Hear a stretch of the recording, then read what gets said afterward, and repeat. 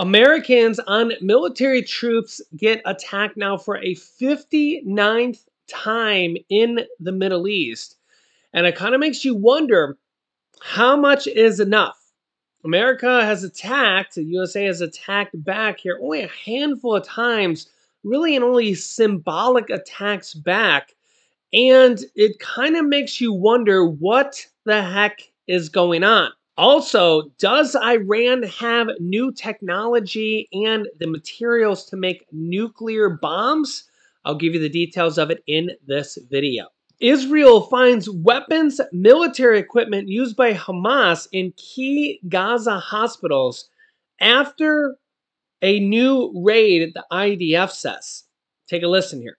All right, we are back with a Fox News alert. Listen to this. Overnight, U.S. forces in the Middle East attacked for the 59th time last month. That's right. Kurdish officials say an armed drone targeted an airbase in northern Iraq. It is unclear if anybody was hurt at this point, Ainsley. And earlier, thank you, Stephen, earlier in Israel, mourners gathering at the funeral of an IDF hostage whose body was found during Israel's ground offensive in Gaza. Trey Yings is live in southern Israel with the latest. Hey, Trey. Yeah, hey guys, good morning. The Israeli forces continue to operate around the Shifa hospital in the heart of Gaza City. They say they've uncovered a tunnel on the complex, and this yet still does not provide all of the details of what they say are currently underneath the Al-Shifa hospital. The Israelis say this is a headquarters for Hamas. They've shown these new images of the tunnel system they say is underneath the hospital, and weapons also in the radiology department, but we've yet to see any evidence about this headquarters they speak of. Also, we know that the Israelis have recovered the bodies of 2 hostages near to the Shifa hospital. This was a devastating update for the Israeli people who continue to hold out hope for those nearly 240 hostages being held inside Gaza. The first body they announced, Yehuda Weiss, a woman in her 60s from the small kibbutz of Be'eri. She has 5 children. She was being treated for breast cancer, and she was dragged into Gaza on October 7th. There was hope that she was alive, but again, Israeli forces have recovered her body near Shifa Hospital. The second, as you note, a 19-year-old soldier that was taken into Gaza on the day of the massacre, Noah Marciano, and she was in a hostage video released by Hamas. Ultimately, they released also a photo of her body saying that she was killed in an Israeli airstrike. This comes as the Israeli forces are pushing deeper into Gaza City. They say they took over an Islamic Jihad stronghold, gathering some rockets. You can see in this video here, it's not clear if the larger rockets are props that they use in military parades or the real thing. But the Israelis say they blew up the compound, and they continue, as you can hear behind me, to strike targets in the northern part of the Gaza Strip amid reports they may be preparing to enter southern Gaza. And, you know, I was thinking about all the hospitals that they have found, you know, about Hamas being in all these different hospitals now. You can let me know your thoughts on this, but take a look at this comment I seen. It was the top comment on one of these videos. This confirms that Palestinians are fully aware of what Hamas is doing, which makes them complicit. Remember that Palestinians voted in Hamas as the ruling party. You can let me know your thoughts on this. Or are Palestinians just afraid of Hamas with their, you know, walking in there with guns and taking hostages in there? Or are they aware of what is going on? Or, you know, are average everyday people not really able to do anything when they walk in there with weapons? Let me know your thoughts here in the comments.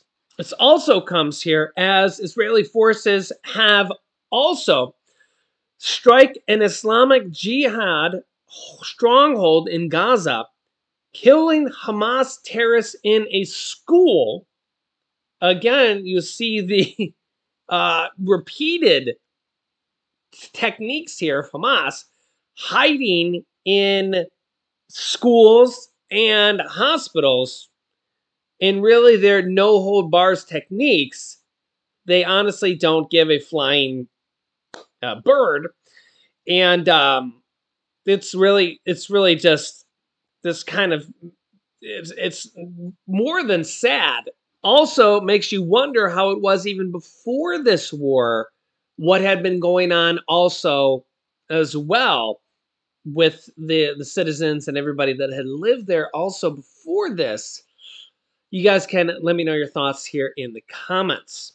Also, Iran's stockpile of enriched uranium that they use to use nuclear bombs, atomic bombs, is 22 times above the 2015 deal's limit, says the IAEA.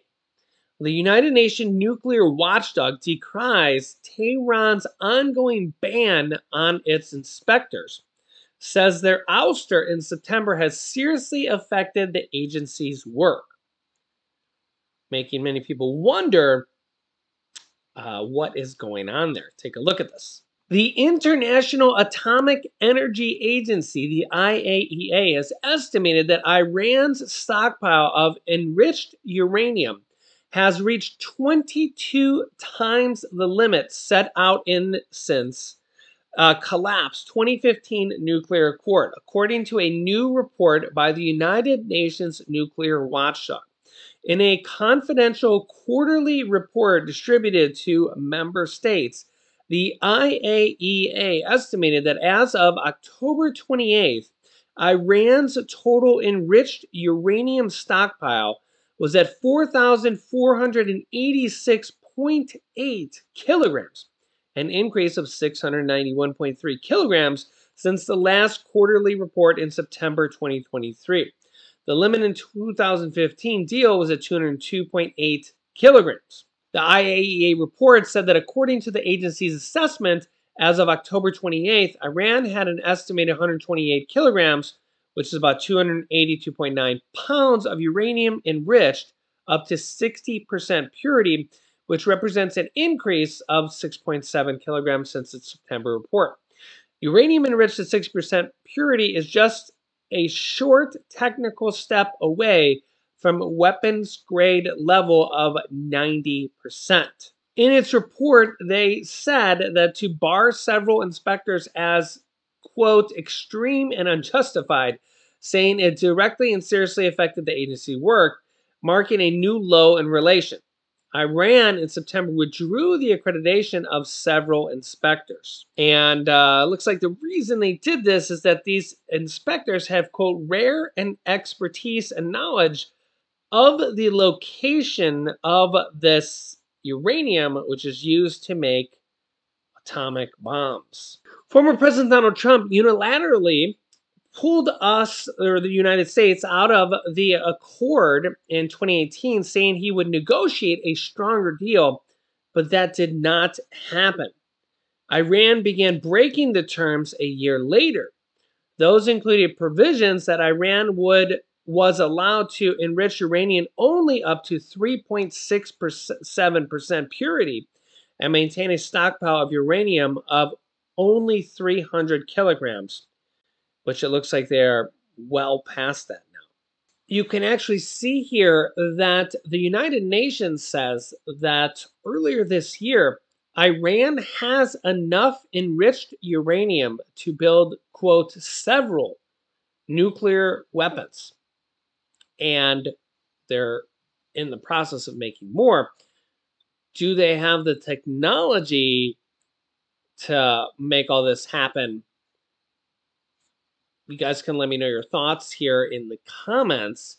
We've seen, North Korea trying to do this and obviously have some problems with technology and launching, satellite problems, stuff like that.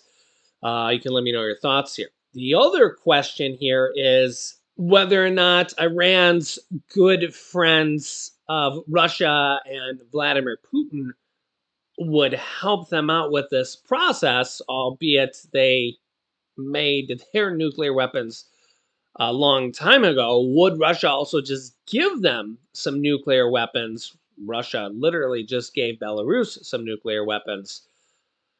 Yeah, these are some major concerns to worry about. So let me know your thoughts here in the comments. I will keep you up to date. Thank you so much for liking and sharing these videos. If you haven't yet, make sure to subscribe down below so you don't miss out on any new videos. It's completely free to do so. New videos come out here every day at 8 p.m. Eastern Standard Time. Click here to see the major fight that broke out in Congress as President Biden insulted Chinese President Xi. Or click here to watch my newest video next. Thanks for watching, and I'll see you in the next video.